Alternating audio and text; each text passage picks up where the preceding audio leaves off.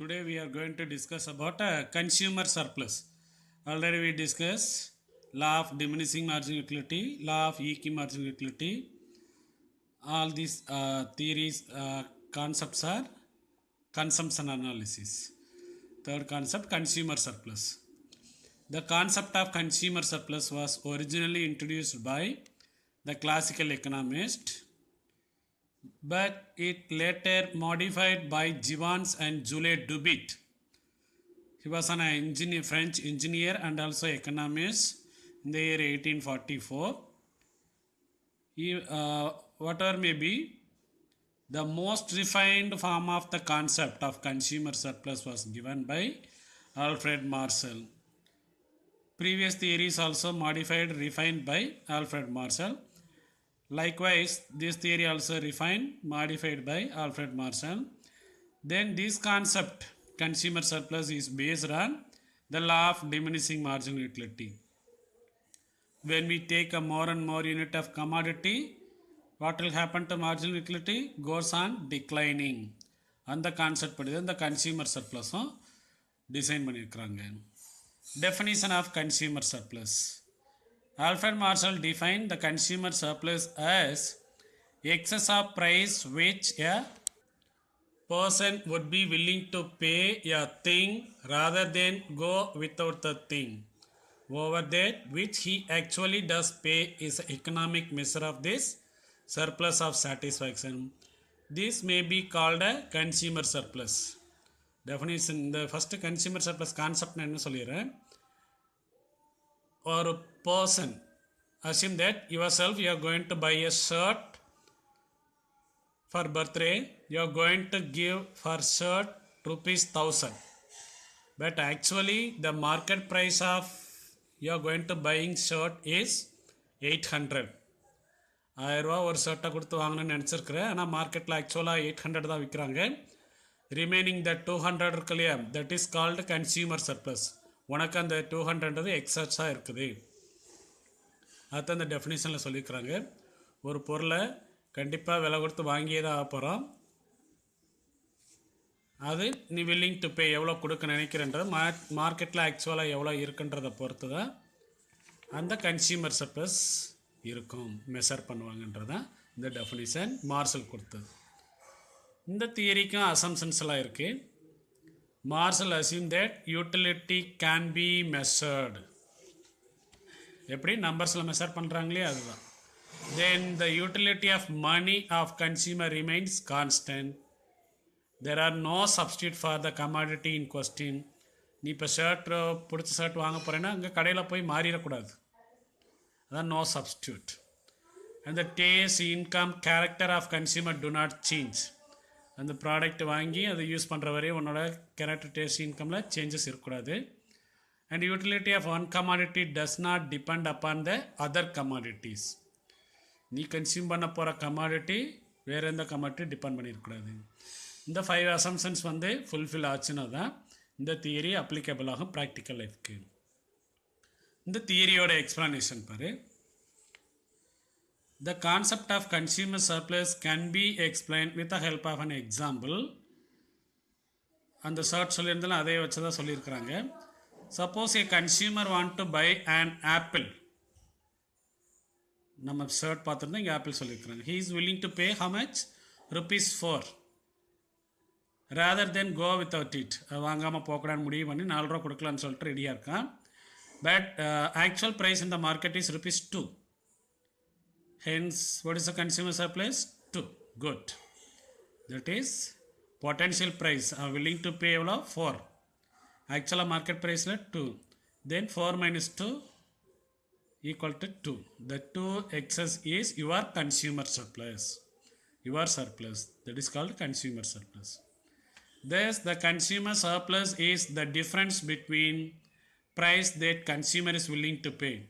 நாம் கொடுக்க நினைக்கிற விலைக்கும், that is potential price, and what he actually pays, ஆக்சுவலாக மார்க்கெட்டில் கிடைத்த ப்ரைஸுக்கு ரெண்டுக்குமான டிஃப்ரென்ஸ் தான் இந்த கன்சியூமர் சர்ப்ளஸ்.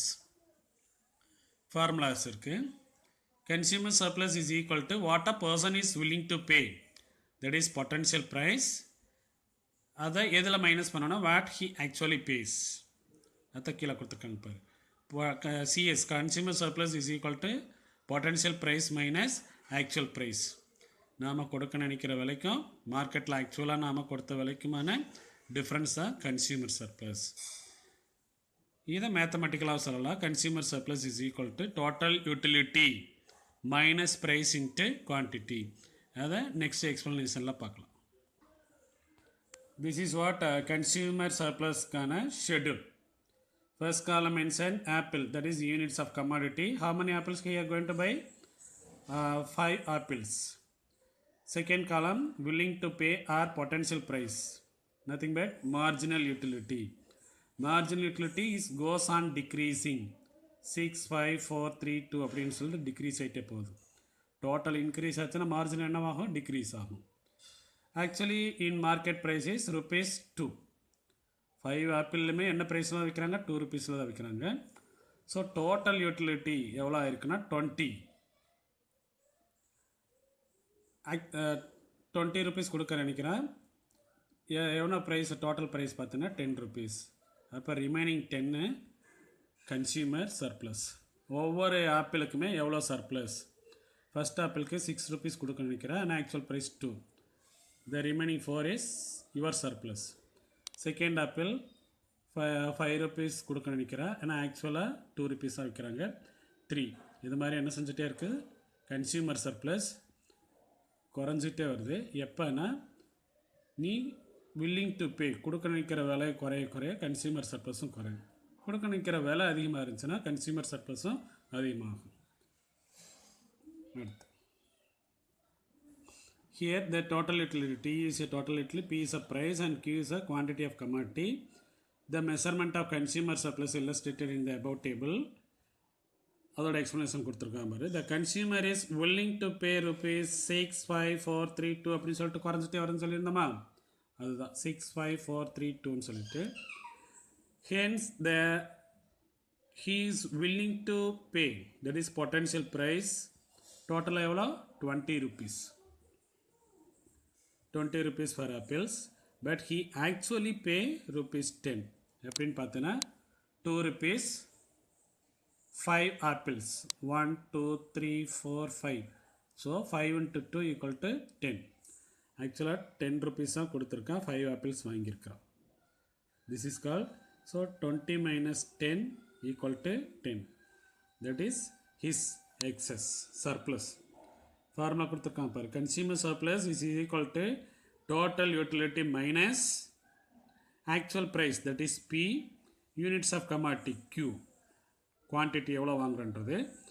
5 குவான்டிட்டி, 5 ஆப்பிள் வாங்கியிருக்கிறோம் ₹2. So 5 into 2 equal to 10. Total utility 20. 20 minus 10 equal to 10. The concept of consumer surplus can also be explained with the help of diagrammatic பாரு. In x-axis it measured quantity demanded, in y-axis price. The DD line is mentioned marginal utility line, and also how many commodities he is going to buy. அப்படி 6லேருந்து குறைஞ்சிட்டே வந்துச்சு இல்லையா, 2 வரையும், அதுதான் அந்த line சொல்லுது. Consumer சர்ப்ளஸோட ஃபார்முலா என்ன? Potential price minus actual price. how much கொடுக்க நினைக்கிற விலை பார்த்தீங்கன்னா OD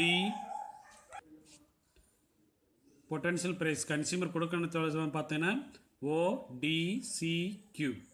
ஆக்சுவலாக கன்சியூமர் மார்க்கெட்டில் பே பண்ணது எவ்வளோன்னா OPCQ.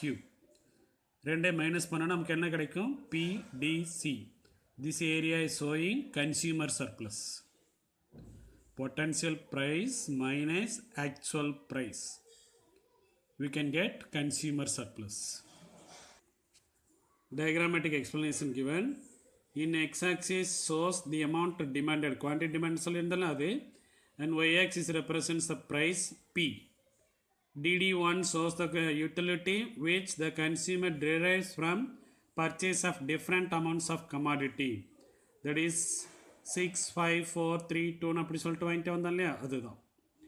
And when price is OP, the amount demanded is OQ. Price is OP and quantity demanded OQ. இதில் தான் அவன் ஆக்சுவலாக கொடுத்து வாங்கியிருக்கிறான். அது கீழே கொடுத்துருக்கான் பாருங்க. The actual price is OPCQ, that is OP and ஓக்யூவை மல்டிப்ளை பண்ண அது கிடச்சிருக்கும். And potential price that is total utility is ODCQ, ODCQ. Therefore the consumer surplus ODCQ minus, that is potential price minus actual price. ஆக்சுவலாக எவ்வளோ பே பண்ணால் OPCQ இவ்வளோ தான் பே பண்ணியிருக்கோம். OPCQ இந்த அளவு தான் கன்சியூமர் பே பண்ணியிருக்கிறான். அது கன்சியூமரோட சர்ப்ளஸ். இந்த தியரிக்கு பார்த்தீங்கன்னா கிரிட்டிசிசம்ஸ் இருக்குது. என்ன criticism? Utility cannot be measured.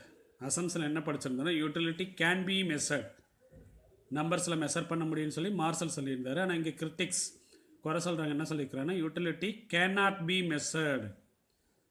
இப்போ நீ இந்த ஷர்ட் வாங்கலாம் இல்லையா, 1000 rupees ஷர்ட் வந்து 800 தான் மார்க்கெட்டில். அந்த 200 உனக்கு எக்ஸஸ்ன்னு சொன்னோடனே உனக்கு எவ்வளோ சந்தோஷமாக இருந்திருக்கும். அதை என்ன செய்ய முடியும்? ஃபீல் பண்ண தான் முடியும். It is a subjective concept. Okay, that is why it cannot be measured because utility is a subjective, feel பண்ண முடியும்.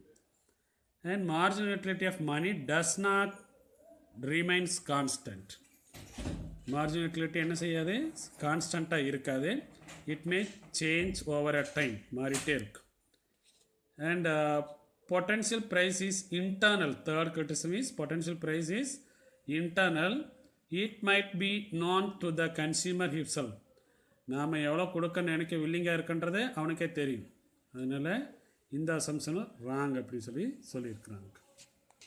இந்த தியரியில் நம்ம என்ன தெரிஞ்சிருக்கோன்னா, கன்சியூமர் நீ எங்கே போனாலும் இத்தனை நாள் வரை நீ உனக்கு தெரிஞ்சிருக்காது. இனி நீ போய் ஏதாவது பர்ச்சேஸ் பண்ணும்போது you can realise this is what economics அப்படின்னு சொல்லிட்டு உன்னால் ரியலைஸ் பண்ண முடியும். அதை நமக்கு சொல்லிக் கொடுக்குற இந்த கன்சியூமர் சர்ப்ளஸ் கான்செப்டை மார்சல் ரிஃபைன் பண்ணி அனுப்பியிருக்கோம்.